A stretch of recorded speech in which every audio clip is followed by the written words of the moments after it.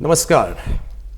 जीवन के विभिन्न क्षेत्रों में अपने महनीय कार्यों से बड़े मुकाम हासिल करने वाले और बृहद अनुभव हासिल करने वाले व्यक्तियों से खास विषय पर उनके अनुभवों को साझा करने का ये कार्यक्रम है अनुभव। और आज अनुभव के इस कार्यक्रम में हम अपने दर्शकों के लिए एक खास विषय लेकर आए हैं। आज का हमारा विषय है देहरादून अतीत का परिदृश्य। और इस खास विषय पर, इस रोचक विषय पर चर्चा के लिए हमारे साथ खास मेहमान मौजूद हैं।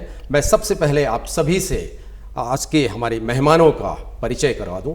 हमारे आज के पहले मेहमान हैं, पहले अतिथि हैं डॉक्टर योगेश धस्माना। आप इतिहासकार हैं और वरिष्ठ साहित्यकार हैं। हमारे दूसरे आज के महनीय अतिथि हैं वरिष्ठ लेखक और साहित्यकार, वरिष्ठ जन कवि डॉक्टर अतुल शर्मा। हमारे तीसरे आज के अतिथि हैं श्री ओम प्रकाश बेंजवाल जी। आप पत्रकार हैं। चर्चा आरंभ करें।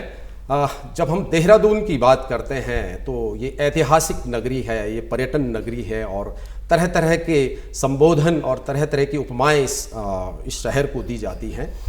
अतीत की जब हम बात करते हैं तो सबसे पहले चर्चा होती है इसके नाम की।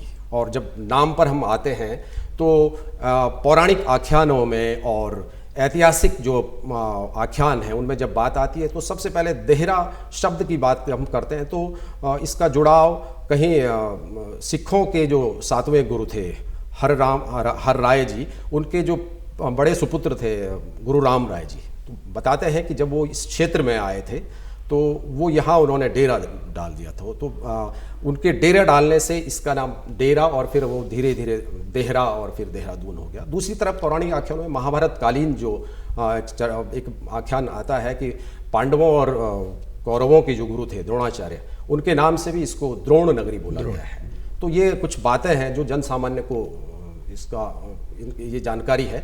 लेकिन चूंकि इतिहास की हम बात करते हैं तो सबसे पहले चर्चा का आरंभ मैं करूंगा डॉक्टर धस्माना जी आपसे कि जब हम इतिहास की बात करते हैं देहरादून की खास तौर पर, तो इसके इतिहास के परिप्रेक्ष्य में अगर मैं कहूं कि किन किन क्षेत्रों का और किन किन नायकों का महत्वपूर्ण उनकी भूमिका रही है। जी, आज के इस महत्वपूर्ण कार्यक्रम में चूँकि विषय बहुत विस्तार से, लेकिन मैं उनको बहुत संक्षेप में जो समय सीमा है उसके अंतर्गत करना चाहूँगा। देहरादून का जो सबसे पहले उल्लेख मिलता है, जैसे आपने महाभारत का कि मैं उसको बिल्कुल टच नहीं करूंगा। मैं चाहूँगा कि मैं जो 3री शताब्दी में, खासकर जो अशोक कालीन युग है हमारा, और जो कालसी में जो हमें शिलालेख मिलता है, अच्छा।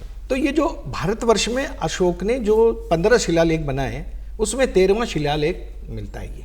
अच्छा। तो इससे सीधा सीधा सा एक पता चलता है कि देहरादून का अस्तित्व, नाम चाहे कोई भी रहा हो, वो अस्तित्व तब से हमारे सामने आया। इसके बाद या उससे पहले भी मैं कहूँ कि जब गुप्त साम्राज्य था, मौर्य साम्राज्य, तो उसके लिए पहला इसी देहरादून नगरी में चाणक्य ने पहाड़ के शूरवीरों की सेना को इकट्ठा यहीं किया था। अच्छा। ये भी एक उल्लेख है। अच्छा। इसके अलावा अगर हम आधुनिक इतिहास की बात करें और खासकर 1815 में जब ईस्ट इंडिया कंपनी भारतवर्ष में आती है जी, और उस 1815 का इतिहास इसलिए ज़्यादा महत्वपूर्ण है कि पहली बार हम गोरखाओं के शासन से मुक्त हुए थे। ब्रिटिश सरकार के सहयोग से टेरी के राज परिवार ने नेपाल के उस राजवंश को, राणा राजवंश को यहाँ जो पराजित किया, और उसके बाद कंपनी शासन ने जिस तरह से उत्तराखंड का विभाजन किया, तो देहरादून का जो सामरिक और एक अंतर्राष्ट्रीय महत्व पहले से ही था, उसको दृष्टिगत रखते हुए यहाँ जब कंपनी शासन ने इसको अपने अधीन रखा और शेष को गढ़वाल और कुमाऊं में तो उन्होंने सीधा सीधा शासन स्थापित किया, लेकिन टिहरी को उन्होंने राजवंश के रूप में स्थापित किया और देहरादून में उन्होंने एक नियमित कालीन पॉलिटिकल एजेंट बैठाना शुरू किया। अच्छा। इस पॉलिटिकल एजेंट्स के कारण ये होता था, जो उनका शुरुआत का कुछ वर्षों तक पौड़ी का डिप्टी कमिश्नर ही इसका देहरादून में उसका पॉलिटिकल एजेंट होता था। लेकिन 1870 के बाद, यह कहें कि 1899 में पहली बार देहरादून में रेल आई। 1899 में।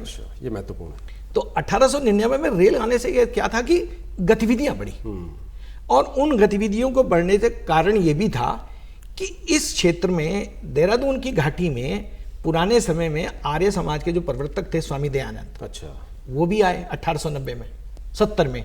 1890 में विवेकानंद आए, 2 बार आए, अच्छा, ये भी महत्वपूर्ण बात है। 2 बार आए। और उन्होंने जहां वो मैक्स का चौराहा है देहरादून में, अच्छा, उस मैक्स के चौराहे पे झोपड़ी बनाने की उन्होंने कई महीनों तक तपस्या की। उसके बाद जब वो बद्रीनाथ जा रहे थे तो श्रीनगर में हैजा फैल गया, तो फिर लौट के आए टेरी होते हुए, और राजपुर स्थित जो बावड़ी का मंदिर है शिवालय, ठीक राजपुर गांव के पास, उस मंदिर में दोबारा उन्होंने तपस्या की। क्या बात है। इन लोगों के आगमन से स्थानीय जो नेतृत्व था या जनता थी, वो जो चेतना स्वाभाविक रूप से फूटी, उसका सीधा सीधा असर हमें फिर 20वीं शताब्दी में राष्ट्रीय आंदोलन के रूप में दिखाई देता है। और राष्ट्रीय आंदोलन के उन नेताओं में भी आप देखिए कि सिंध पाकिस्तान से देहरादून में 1910 में बुलाकी राम बैरिस्टर आते हैं। अच्छा, पहला अंग्रेजी पत्र कॉस्मोपॉलिटन, जो पूर्णतः राजनीतिक समाचार पत्र था। बद्रीदत्त पांडे जो इतने बड़े नेता बने आज से आंदोलन के, उनकी कर्मस्थली देहरादून थी। अच्छा, और उसी कॉस्मोपॉलिटन पत्र से उन्होंने अपना शुरुआत किया था। 1905 में गढ़वाली आया, पहला गढ़वाल यूनियन बना। तो ये जो 20वीं शताब्दी का पहला दशक था, उस पहले दशक में इस तरह के लोगों की उपस्थिति से जिस सुधारवादी युग का प्रारंभ हुआ, उससे साथ साथ हमारे सामाजिक और राजनीतिक जीवन से सरोकार रखने वाले लोगों की भी एक बहुत बड़ी जमात तैयार हुई। तो फिर अगले उसमें मैं इस पे विस्तृत रूप से चर्चा करेंगे। बहुत बढ़िया, आपने बहुत अच्छा ऐतिहासिक जो परिप्रेक्ष्य है उसको रखा है। आप ही की बात को आगे बढ़ाते हुए मैं डॉक्टर अतुल शर्मा जी आपके पास आऊँगा। और आपकी जब बात करते हैं तो आपका तो जन्मस्थली देहरादून रहा है, कर्मस्थली होने के साथ साथ जन्मस्थली रहा, और आपने बहुत नज़दीक से, बहुत करीब से आपने इसको देखा है और जिया है। उस वक्त का जो सामाजिक ताना बाना था, और जो एक तरह से मैं कह सकता हूँ कि जो वातावरणीय परिदृश्य था, वो किस तरह के से था, हमारे दर्शकों को बताइए। मैं शुरुआत कर रहा हूँ कि मैंने देहरादून में जी कभी बाउंड्री वॉल नहीं देखी।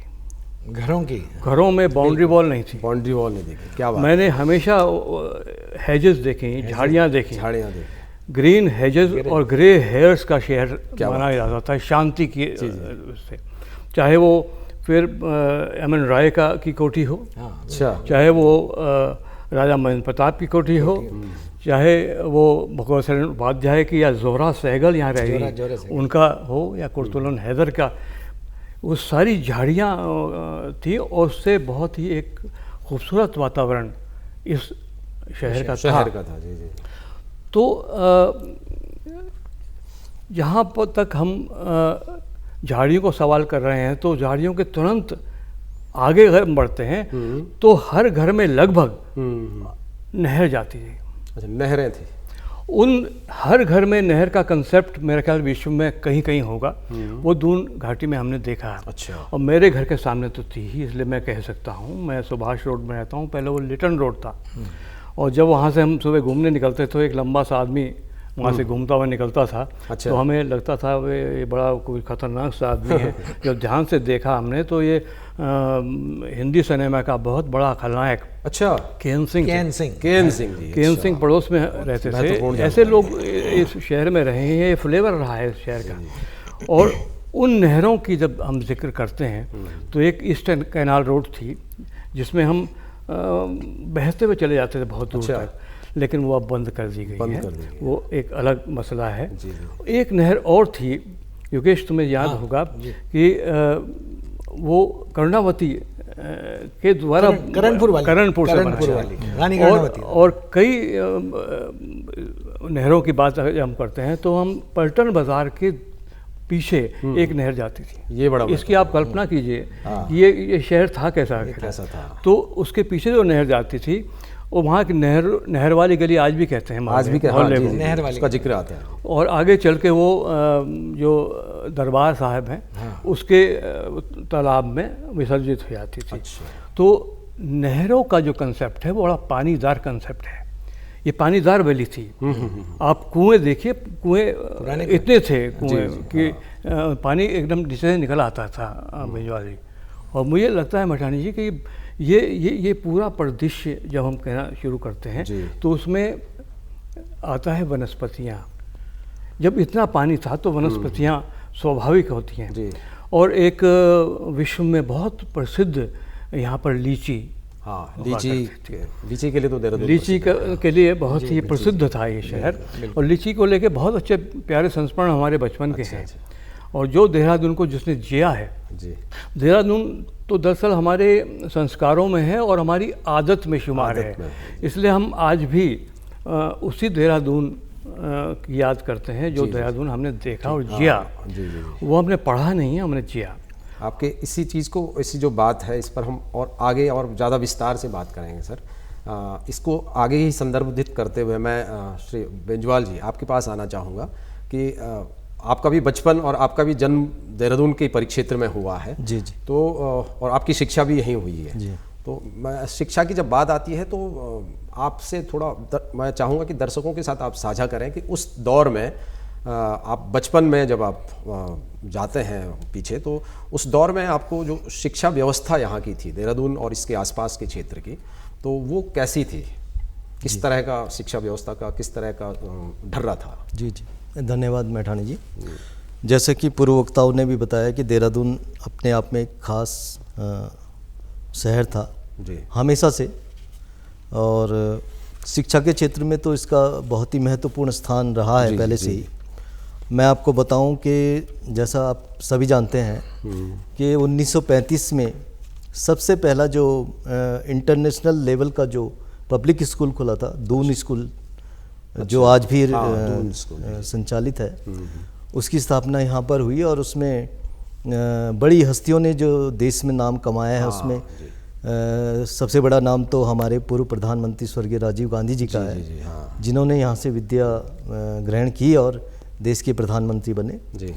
ये 1935 में स्थापित हुआ और अभी तक इसको संचालित किया जा रहा है बहुत अच्छे ढंग से, और अभी भी इसमें अभिनव बिंद्रा जैसे ओलंपियन और भी कई महान हस्तियाँ इससे निकली हैं। इसी तरह से इसी दौरान 1934 के आसपास सेंट जोसेफ स्कूल है, सेंट जोसेफ, उस और कर्नल ब्राउन 1926 में, और इसी दौरान उससे पहले बल्कि सेंट जोसेफ से पहले भी और saint Thomas school, saint Thomas जी, उसकी भी स्थापना यहाँ पे हुई। इसके अलावा वेलम गर्ल्स है, वेलम बॉयज़ है।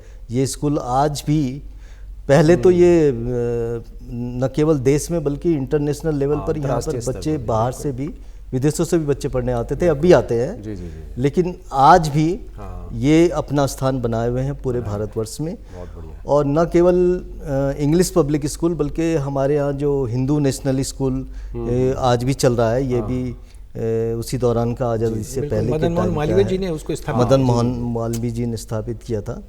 और जैसे आप उच्च शिक्षण संस्थान में देखें तो डीएवी कॉलेज न केवल देहरादून बल्कि पूरे गढ़वाल और मैं तो कहूँगा कि उत्तराखंड के परीक्षा के जो बच्चे हैं, जो छात्र हैं, उन्होंने यहाँ विद्यादान किया है। जो 1892 में एक आर्य समाज का इवनिंग स्कूल ये हुआ करता था, और उसके बाद हमारी आज़ादी के तुरंत बाद 1948 में इसने डीएवी कॉलेज के रूप में ये सामने आया। और मैं बताना चाहूँगा कि मैंने भी यहाँ पर करीब 6 साल विद्याध्ययन किया है, और उस दौरान भी 1988 के आसपास इसमें लगभग 25,000 के करीब छात्र पढ़ा करते थे। और आज भी ये स्थिति है, बल्कि आज तो इसमें काफ़ी और भी कोर्सेज शुरू हो गए हैं। इसी तरह से और भी शिक्षण गुरुकुल और एमकेपी का भी जिक्र, महादेवी कन्या पाठशाला है, जैसे ये भी आज़ादी से पहले से एक पहले तो स्कूल के रूप में ये स्थापित हुआ और बाद में आज भी ये एक डिग्री कॉलेज के तौर पर चलाया जा रहा है। शिक्षा के रूप में तो कन्या गुरुकुल महाविद्यालय है, ये भी आज़ादी से पहले का स्कूल था, जो 1918 का स्कूल, बिल्कुल 1918 क्षेत्र में देहरादून का गौरवमयी इतिहास और कमला नेहरू ने स्वयं आके यहाँ हाँ, इसी बात को सर आगे बढ़ाते हुए डॉक्टर धस्माना जी मैं आपके पास फिर आना चाहूँगा कि आप जिक्र कर रहे थे कालसी के शिलालेख और इस तरह के जो हमारे स्मारक हैं, ऐतिहासिक जो स्मारक हैं, उनको आज आप तो इतिहासविद हैं और इतिहासकार हैं, आप उस नज़रिए से देखते हैं, लेकिन जन सामान्य कैसे इस बात को समझे कि उन स्मारकों का हमारे ये जो देहरादून शहर है इसके इतिहास में क्या भूमिका रही है और क्या भूमिका है स्मारक? देखिए, मैंने जैसे पहले कहा कि देहरादून एक बहुसांस्कृतिक पहचान वाला शहर रहा है जी। इसमें अगर आपने गुरु राम राय जी का जिक्र किया तो मैं सोचता हूँ उससे बड़ा उदाहरण हमारे सामने कोई नहीं है। ये 1675 ईस्वी की बात है। दिल्ली के तख्त पर औरंगजेब थे। जी। और जो गुरुराम राय थे वो बद्रीनाथ से लौट रहे थे, हाँ तो उनको ये जगह घाटी पसंद आई। जी। उन्होंने गढ़वाल नरेश महिपति शाह से कहा कि मैं यहाँ बसना चाहता हूँ, मुझे डेरा स्थापित करने के लिए ज़मीन दे दो। तो वो जो आज जहाँ पे है और खुड़बुड़ा मोहल्ले में 2 गांव होते थे ये, अच्छा। जो शुरुआत में दिए। और देखिए ये हमारी साझी विरासत को भी दर्शाता है कि जब गुरुराम राय यहाँ स्थापित हो गए तो तभी उनके देखिए ये मौखिक परंपराओं में आ गया कि इसका जो महंत होगा वो पहाड़ी मूल का होगा, अच्छा। या जिसको वो डिप्यूट करे। ठीक। तो ये कितनी बड़ी एक विरासत है। उसके साथ साथ जो उसके अंदर अगर आप देखेंगे दरबार साहिब के अंदर जो चित्र हैं, जो चित्रकारी है, वो मुगल और भारतीय वास्तुकला चित्रकला शैली को भी दर्शाता है, सम्मिलित नमूना। तो जो लोग इन विषयों में रुचि रखते हैं, दुर्भाग्य से हम इन स्मारकों का संरक्षण नहीं कर पाए उस तरह से, ना हम जनता को बता पाए। किसी तरह से भारतीय पुरातत्व संरक्षण विभाग ने कालसी का तो ये थोड़ा सा किया है साथ में, लेकिन जो और जैसे FRI का ही था, हाँ, फॉरेस्ट रिसर्च इंस्टीट्यूट, जी जी, ये विश्व का दूसरा बड़ा इंस्टीट्यूट है निसंदेह। एक हमारा इंग्लैंड में था, इसके अगर FRI के गेट पे अगर आप अंदर देखेंगे तो उसमें लिखा है इंपीरियल फॉरेस्ट रिसर्च। जी हाँ, बिल्कुल है। तो ये इंग्लैंड में था और ये उस समय 1894 में इन्होंने, जहाँ रेंजर्स कॉलेज है आज का, अच्छा, और इस रेंजर्स कॉलेज को और उस FRI को बनाने वाला व्यक्ति था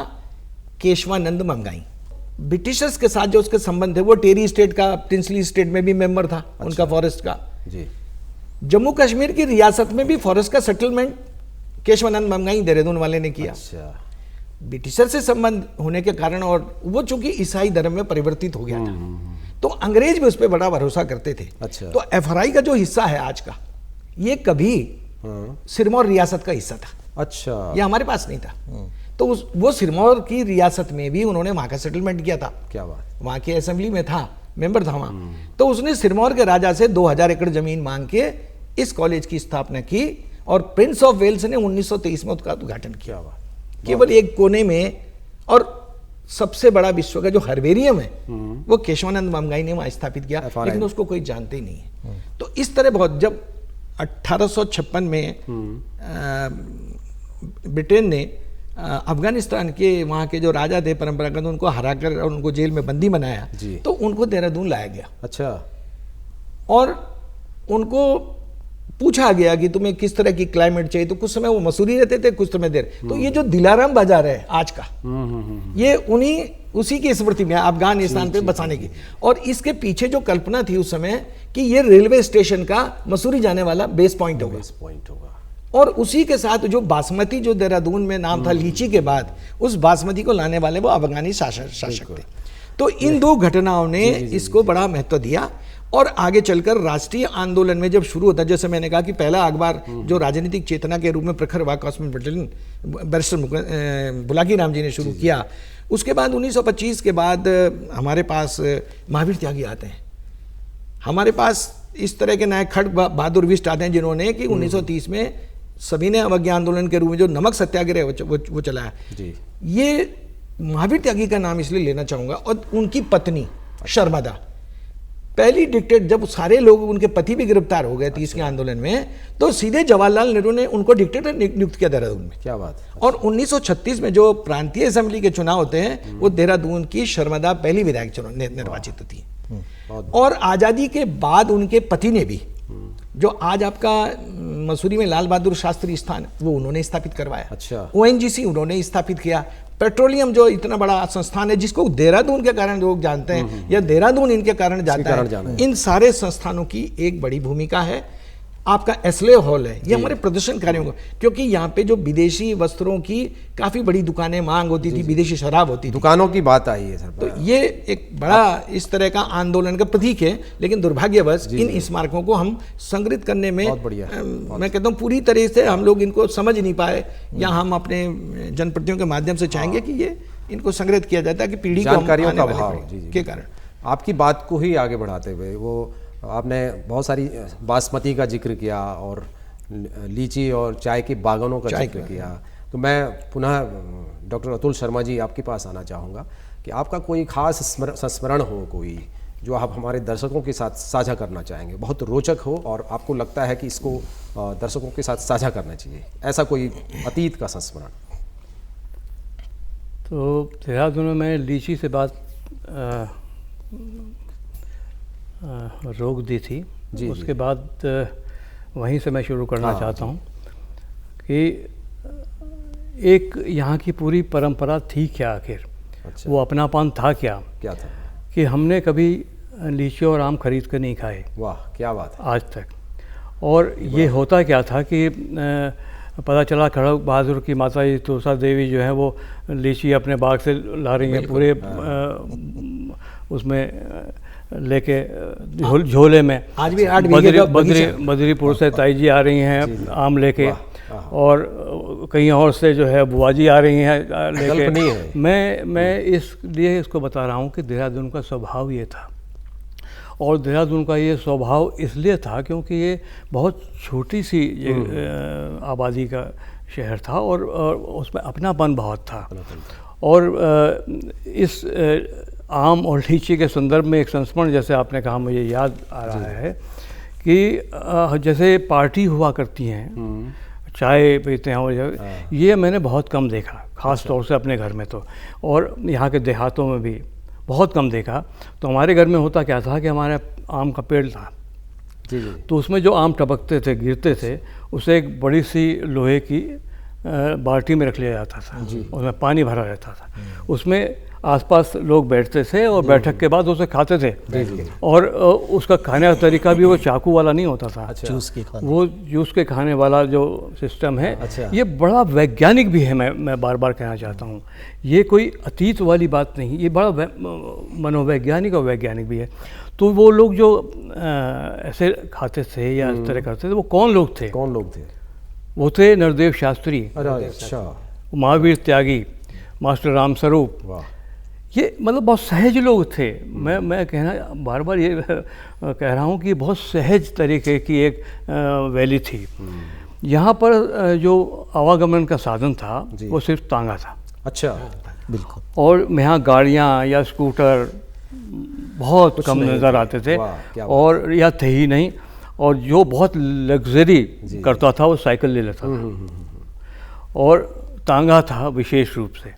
और तांगे का एक बहुत महत्वपूर्ण चर्चा है उस समय की। अच्छा, जब भी स्टेशन पे कोई आदमी उतरता था तो हमें बताते थे, अच्छा, कि हमने उनसे पूछा कि धर्मपुर जाना है, चलोगे? तो उसने कहा धर्मपुर जहाँ मास्टर राम स्वरूप रहते हैं उसके आसपास कहाँ। वाह, क्या बात है। अच्छा, तो जगहों का लोगों से सीधा इतना संबंध और किसी वैली में होगा मुझे नहीं याद है। आप मुझे दिलाराम बाजार जाना है, तो अच्छा उनके घर के पास जाना था, बताइए उसके घर के पास हम जाएंगे। ये एक कल्पनीय है, कल्पनीय है। और जो राजपुर रोड है जी, वो मैंने तो देखी है, दोनों तरफ हर श्रृंगार के फूल लगे हुए थे और नीचे बिछे रहते थे जी। इसलिए जब हम पैदल चलते थे तो हमें पैदल चलने में थकान नहीं होती थी। जी जी, ये एक बहुत बड़ा फ्लेवर था। और उसमें जो महंत इंद्रेश्वर दास हैं, जो हमारे पिताजी के बड़े से मित्र भी थे, उनकी बग्गी हुआ करती है, वो बग्गी पे जाते थे। क्या बात। वो एक अलग देहरादून का एक नज़ारा इस तरह का था। रोचक। और मुझे एक बात और याद आ रही है, अगर आप कहें शेयर करता हूँ, कि जब तांगे पे चलते थे, जैसे होली हुई तो होली में ये कह दिया जाता था, भाई तुम्हारे आ रहे हैं, गुजिया उजिया तैयार रखना। अच्छा, ये आत्मीय भाव था। तो श्री राम शर्मा प्रेम ने तांगा किया दिन भर का, उस पर बैठ गए कवि लोग, और ऋषिराज नौटियाल के चले गए। अच्छा, कोलागढ़, वहाँ पर होली हुई, अच्छा, कविताएं हुई, गीत हुए। उसके बाद वो चले गए श्रीमन जी के यहाँ तांगे से। तांगे से वो पूरे दिन का तांगा किया हुआ, दिन का बुक कर। और वहाँ से वो चले गए विष्णुदत्त राकेश के यहाँ। अच्छा। अब ये चार लोग जो हैं मिलकर किसी तीसरे के यहाँ जा रहे हैं। क्या बात।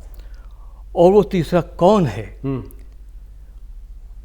जैसे इन्होंने बात की है राजपुर रोड की और एस्ले हॉल की, वहाँ एक बहुत प्रसिद्ध विश्व प्रसिद्ध फोटोग्राफर रहते थे। अच्छा, उनका नाम था ब्रह्मदेव। ब्रह्मदेव, वाह। और वो उनको नाम भी आज मुझे बड़ा आश्चर्य होता है कि वो नहीं, जो हिंदुस्तान, धर्मयुग, वीकली, जी जी। इन सब पे कवर पेजेस पे उनकी फोटो छपते थे। बहुत अच्छे फोटोग्राफर, बहुत बड़े फोटोग्राफर थे, व्यंग्यकार थे। नवीन नौटियाल रहे ना? नहीं, वो नहीं है, उनको वो शिवानंद नौटियाल नहीं, उनके उस पे रहे हैं शायद वहाँ। नहीं, वो बिल्कुल नहीं। और वो जी जी जी। उनके यहाँ गोष्ठी होती थी होली की। अच्छा। और होली की गोष्ठी में उपाधियाँ ये दी जाती थी और साल भर तक याद रहती थी। उसमें शशि प्रभा शास्त्री भी आती थी, उसमें चंद्रावती लक्ष्मणपाल भी आती थी। ये बड़ा रोचक। और मैं आपको बताऊं कि उसमें अध्यक्षता कौन करते थे? वो करते थे पंडित राहुल सांकृत्यान। वाह, क्या बात है। जो कि मसूरी में रहते थे। आपकी इसी बात को, क्योंकि ये अपने आप में बड़ा रोचक है और जो आज की हमारी पीढ़ी है उसके लिए बहुत ही अकल्पनीय है ये बात है। आपकी इसी बात को आगे बढ़ाते हुए मैं थोड़ा बेंजवाल जी के पास आना चाहूँगा कि आप पत्रकारिता से जुड़े हुए हैं, तो जब हम अतीत की बात करते हैं और ख़ासतौर पर देहरादून के अतीत की बात करते हैं, तो पत्रकारिता में आज़ादी से पहले जो स्वरूप था पत्रकारिता का और आज के परिप्रेक्ष्य में अगर हम बात करें तो दोनों का तुलनात्मक आप क्या देखते हैं पत्रकारिता को? जी, बहुत अच्छा सवाल आपने किया। ये जैसे कि सभी वक्ताओं ने बताया है कि देहरादून हर क्षेत्र में आगे रहा है हमेशा से, निसंदेह। और पत्रकारिता के क्षेत्र में भी देहरादून आगे ही रहा है।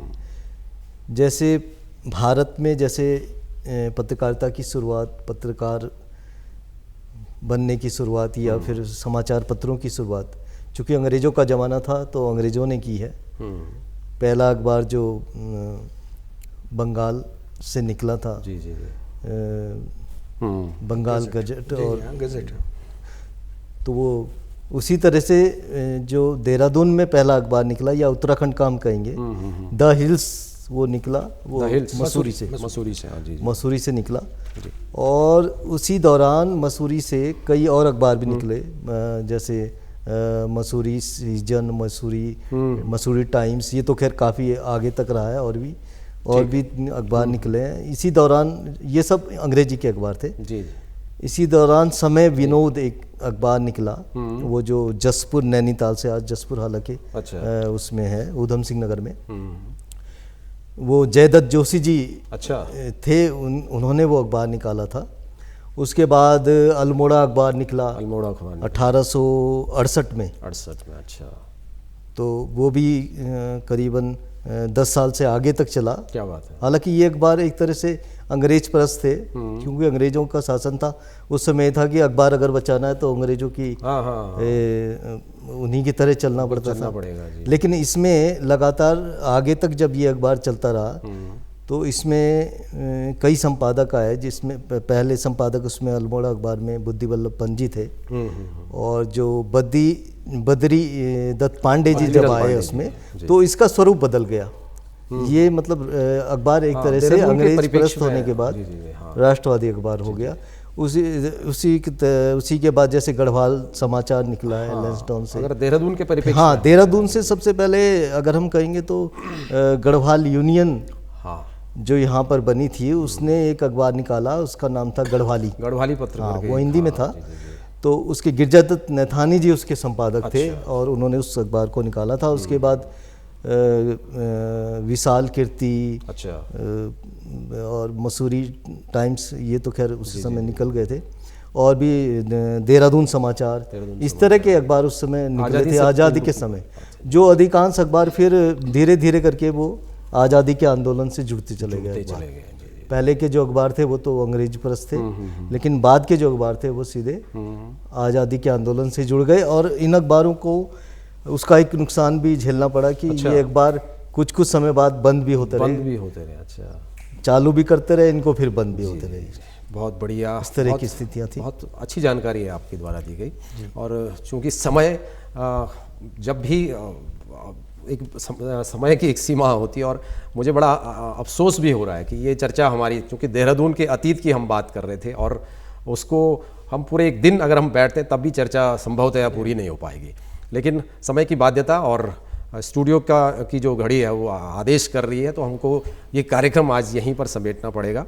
ये था हमारा आज का अनुभव का अंक, और आज हम इस कार्यक्रम को यहीं पर संपन्न कर रहे हैं। फिर किसी नए अंक में और नए विषय के साथ आपसे मुलाकात होगी। तब तक के लिए नमस्कार।